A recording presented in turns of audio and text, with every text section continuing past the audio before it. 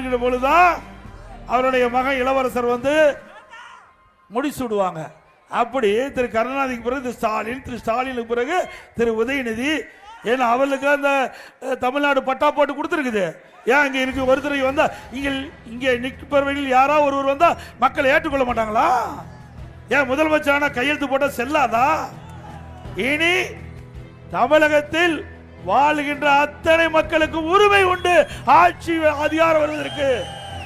இந்த தேர்தலோடு திரு கருணாநிதி குடும்பம் இனி ஆட்சிக்கு வர முடியாத ஒரு சூழ்நிலை ஏற்படுகின்ற தேர்தல் இந்த சட்டமன்ற தேர்தல். செய்வீர்களா? இந்த ஆட்சியில் சட்ட ஒழுங்கு அடியோடு சீர்கட்டு விட்டது.